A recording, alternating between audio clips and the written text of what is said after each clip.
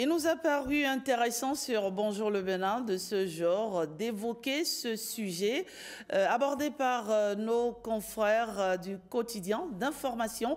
L'emblème, nous avons d'ailleurs sur ce plateau son directeur de publication, Émeric Joël Alagbe. Bonjour, merci d'être avec nous. Bonjour, chers consoeurs, et bonjour aux téléspectateurs du Bénin TV. Alors, dans vos colonnes d'hier ou avant-hier, vous avez abordé la question des tricycles, véritables engins de terreur, dites-vous. Qu'est-ce qui sous-tend cette affirmation?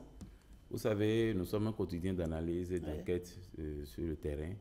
Et aujourd'hui, par rapport aux infrastructures réalisées par le gouvernement de la rupture, nous avons compris qu'avec assez de routes et par rapport au plan sécuritaire installé par la police républicaine, les accidents ont diminué. Mais quand nous avons fait un tour, d'abord au niveau du groupement des sapeurs-pompiers, pour savoir qu'est-ce qui cause maintenant les accidents au plan national et surtout dans les grandes villes comme Cotonou, Paracoua, Bomé, Porto Novo, on a vu que c'est les engins à 3 roues, c'est-à-dire les tricycles, qui causent les accidents. Et ce qui nous a plus motivés, c'est que nous-mêmes, nous avons constaté au niveau de la circulation, quand il y a un accident, quand il y a un choc, c'est toujours un conducteur de tricycle qui est à la base. Et en fouillant, nous avons constaté, il y a des tricycles qui n'ont pas d'assurance, dont les conducteurs n'ont pas de permis de conduire. D'accord. Alors que pour conduire les tricycles, il faut avoir de permis de conduire. Il faut avoir d'assurance parce que nous avons suivi les sensibilisations du Centre national de sécurité routière qui sensibilise tout le temps. Au niveau des communes, ça se passe au niveau des chefs des départements. Mais la police aussi fait un travail énorme, mais ils sont tellement têtus. Et quand vous les voyez même charger des bagages et autres, tout ça, on dirait même des camions gros porteurs. Très bien. Et donc, ils occasionnent pas mal d'accidents. Et il suffit d'être un peu observateur aussi. On se rend compte que dans la circulation, ils ont comme... on dirait qu'ils ont des règles à part. Ils ne respectent rien. Ils ne respectent rien. Absolument rien. Jusqu'à ce que même là où ils doivent normalement même passer... Leur couloir, ils ne respectent pas. Et quand ils veulent même faire un dépassement, vous allez crier. Et tout le monde maintenant, les conducteurs de taxi, les EM et autres, tout le monde fuit l'électricité. Maintenant, ce qu'il faut faire réellement, il faudrait que nos dirigeants, nos autorités aillent à l'école du préfet du Koufo. Le préfet du Koufo a pris d'importantes décisions au niveau de son département. Elle dit, tu ne peux pas conduire un tricycle quand tu n'as pas un permis de conduire. Tu ne peux pas conduire quand le tricycle n'est pas immatriculé. On ne se lève pas quand le tricycle n'est pas assuré.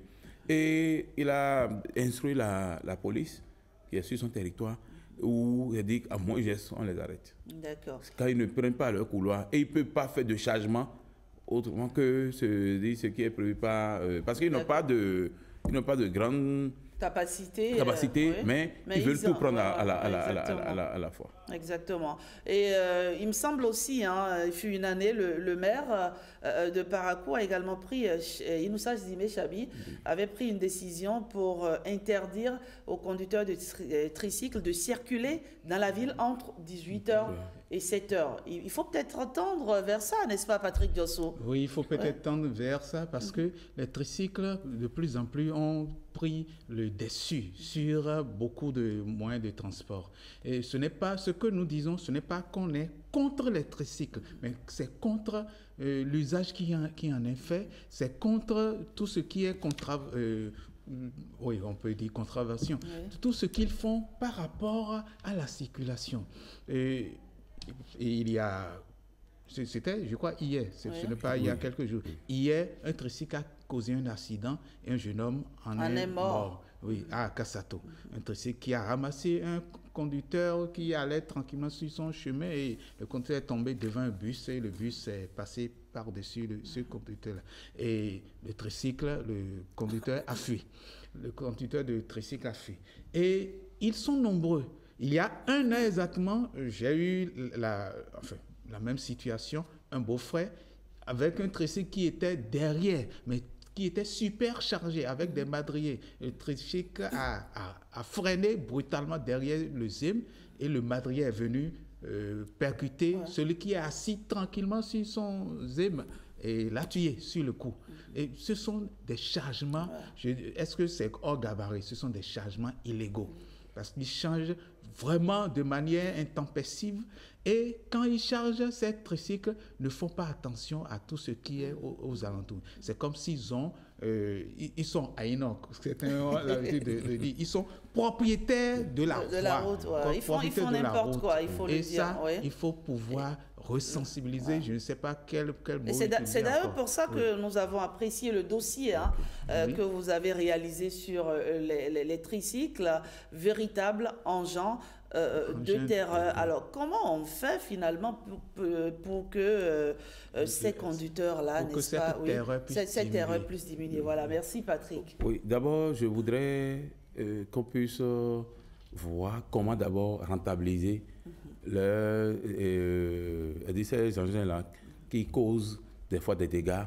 Et en dehors de ça, quand vous les voyez, par exemple, nous qui quittons Cotonou pour Porto-Novo, ils ne payent pas le péage. Ils passent par l'autre couloir pour bloquer, comme les motos pour bloquer la circulation, alors que normalement ils doivent normalement payer. Et ils ont normalement payé le péage. Ça fait un. Secondo, il y a une autre forme de tricycle qui est un moyen de transport qu'on observe souvent à Dantokpa, dans la grande matière, on appelle les clobotos. Et ça facilite vraiment la circulation. Oui, ça on les appelle les clobotos, les blocos. D'abord, quand vous les voyez, normalement, ils ne devaient pas prendre plus que 2 personnes derrière. Ah, mon cher. Mais quand vous les voyez, ils font du fichagement. Ils sont 4, des fois 5, et avec les enfants. On met les enfants et ils sont sans casque, ils conduisent sans casque. Et à côté du conducteur, ils devraient mettre le casque. Ils devraient mettre le casque. D'accord. Et il y a un... et donc, s'ils mettent le casque, ça veut dire que les usagers derrière aussi doivent mettre le casque. Les autres doivent mettre également le casque. Ah oui, ça là, c'est ça. Doivent mettre le casque. Donc, il faudrait vraiment qu'on puisse demander à la police républicaine de taper fort. Et vraiment, ça va réduire le nombre d'accidents que nous avons maintenant au Bénin. Parce qu'on ne peut pas avoir des infrastructures que le gouvernement s'investit tous les jours pour pouvoir nous permettre de bien circuler. Il y a la police républicaine qui est pratiquement sur tous les carrefours, où maintenant, quand tu dis, ça permet même, ça éduque même les Béninois, et on ne peut plus même brûler les feux, parce qu'on se dit, il y a la police là, et il y a ceci. Et ceux-là vont causer les accidents. Quand vous les voyez même, ils brûlent les feux comme ils veulent. On regarde si la police n'est pas là. Ils sont partis. Donc il faudrait maintenant qu'on mette réellement de la rigueur. Parce que ce qui se passe, ça ne pas une personne. Moi-même, j'en ai suivi. Ah oui. J'en ai suivi. J'ai quitté la rédaction où j'allais au Parlement. Quand j'étais dans le feu, ils sont venus en train d'attendre. Ils voulaient brûler le feu. Il m'a cogné. Wow. Heureusement que j'avais d'assurance touriste qui a pris en charge parce que c'était un véhicule. Donc vous dénoncez fermement cette légèreté dans la conduite des tricycles et vous appelez à plus de fermeté. En somme, c'est ce qu'il faut retenir. Je compte sur le ministre de l'Intérieur qui prendra rapidement les dispositions et par rapport également au ministre des Transports pour qu'on puisse régler. Bonjour Nadège. Bonjour à vous Rachidette. Ça va ma grande? Je me porte bien, j'espère que vous portez bien aussi. Ça va.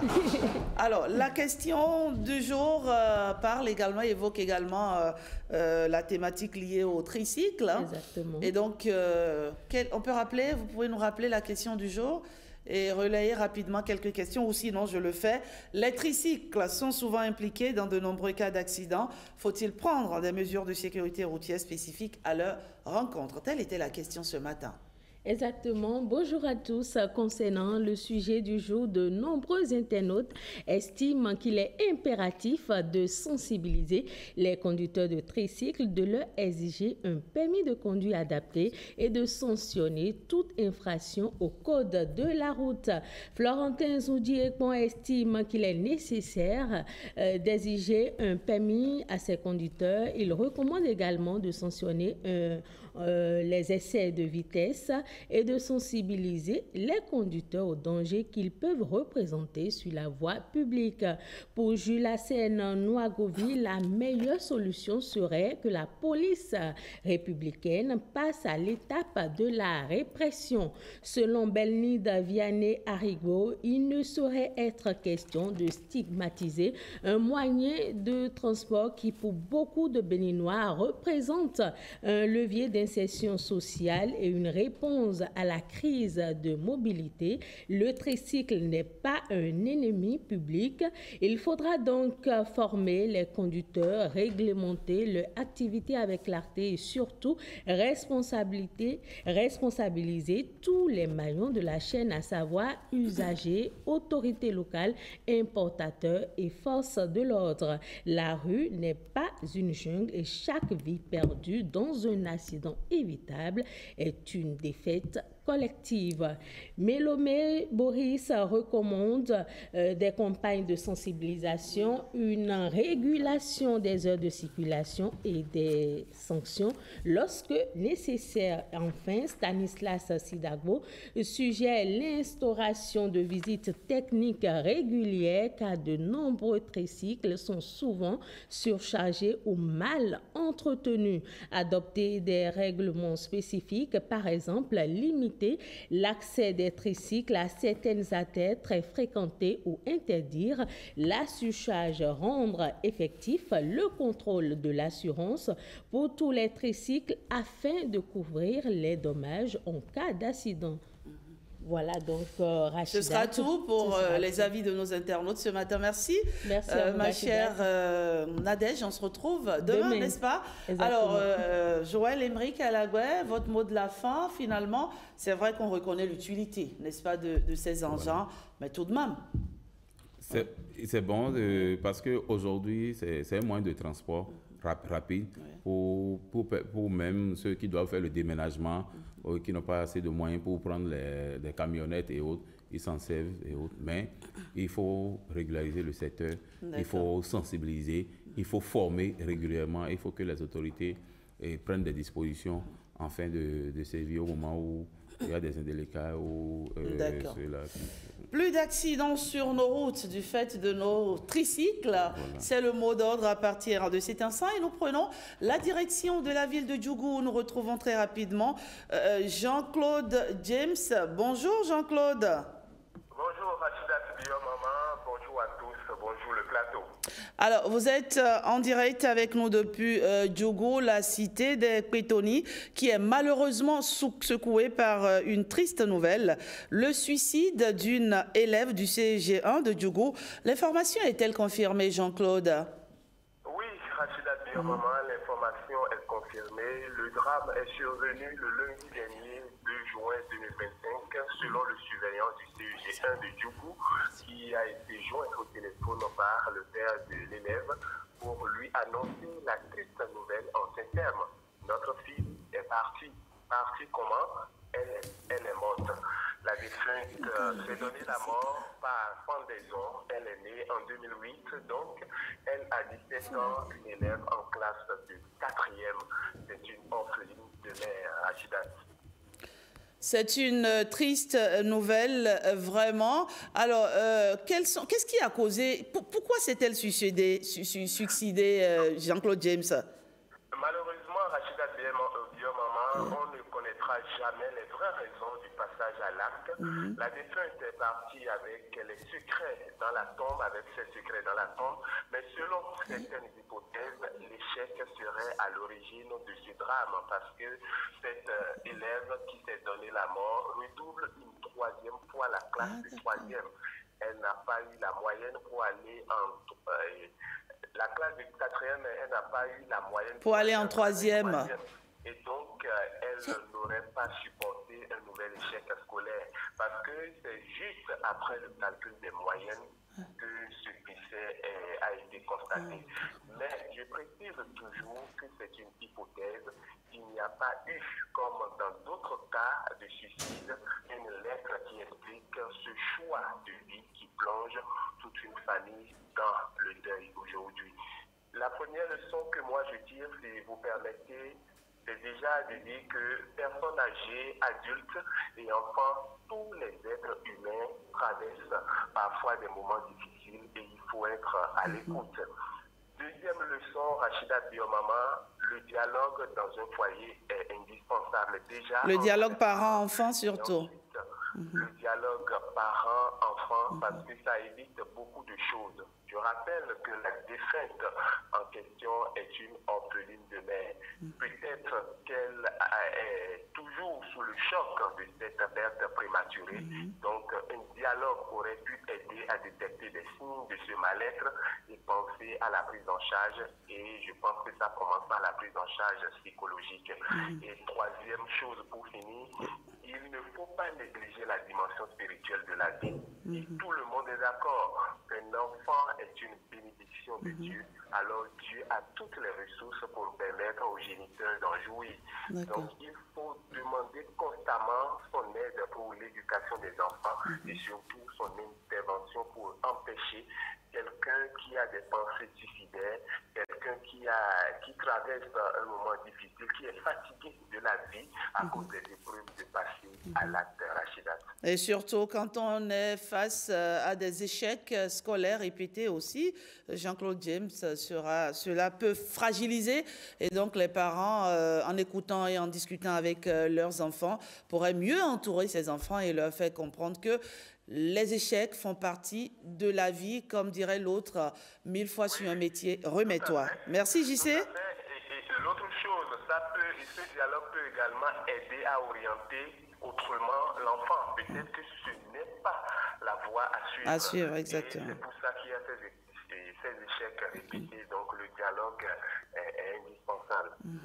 Merci Jean-Claude James, merci pour ces détails sur ce triste départ de notre bout de show. Merci JC, on vous retrouvera sans doute toujours sur Bonjour le Bénin pour d'autres actualités. Merci.